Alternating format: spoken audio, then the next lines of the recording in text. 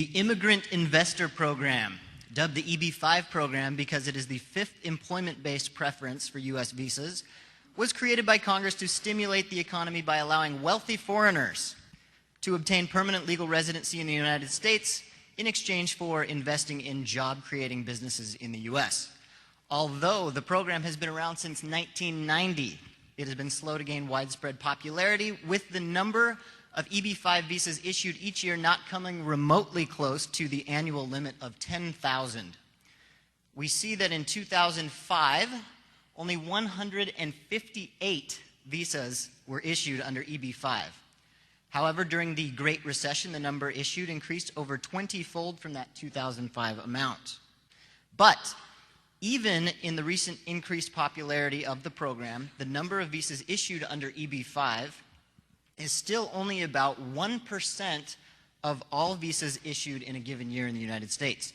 You'll note that we don't have final 2012 statistics, but in case you were wondering who's making the investments, these are the top 9 countries whose citizens received permanent U.S. residency via the Immigrant Investor Program in 2011, as reported by the State Department.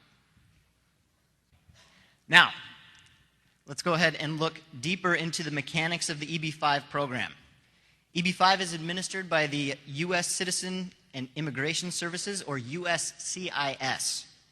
The foreign investor submits an I-526 petition to the USCIS indicating he has or is in the process of investing $1 million in a for-profit new commercial enterprise through which 10 full-time American jobs will be created. They don't have to necessarily be lumberjack jobs, or preserved if the business is a troubled business.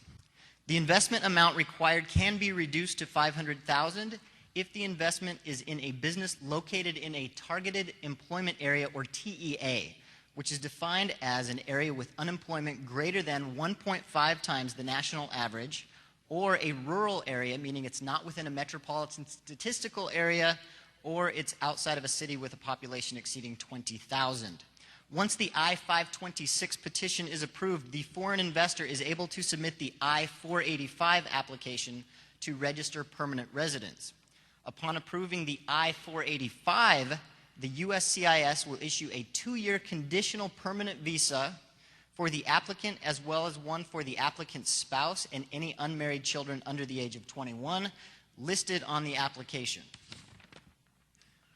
Within 90 days, prior to the 2-year anniversary of obtaining conditional permanent residency, the applicant can then file the I-829 petition to provide evidence of sustained investment during the 2-year period, as well as evidence that the 10 full-time jobs were created or preserved.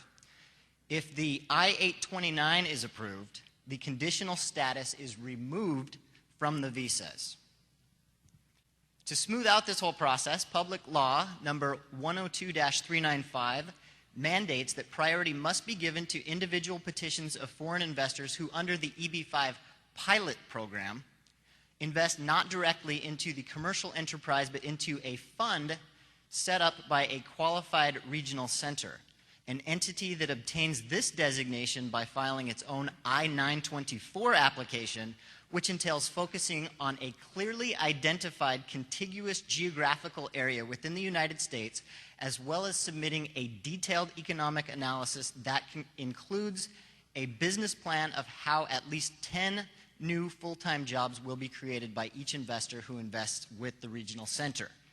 And through a regional center, the jobs can be either direct or indirect, which provides a lot more flexibility. Not surprisingly, of those 3,400 plus EB-5 visas issued in 2011, nearly 90% were issued to investors who invested in TEAs via regional centers. Also not surprisingly, the number of approved regional centers has jumped from 11 in 2007 to 247 by 2012. And as of January 21st, 2013, there are now 251 approved regional centers, with at least one in nearly every state in the country. Now, If we focus on that for-profit new commercial enterprise, creating those full-time jobs in the targeted employment area, we can ask, what if that business is also located in a low-income community and otherwise satisfies the requirements of being a Qualic B? Could that enterprise benefit from the new markets tax credit funding as well as from EB-5 funding? And I think if you're here and if you came to this conference, you'll know that the answer is yes. And that is what my colleagues and I here on the panel would like to explain in the remaining portion that we have. Is there going to be a test, Wayne, relating to the form numbers? No? Well done.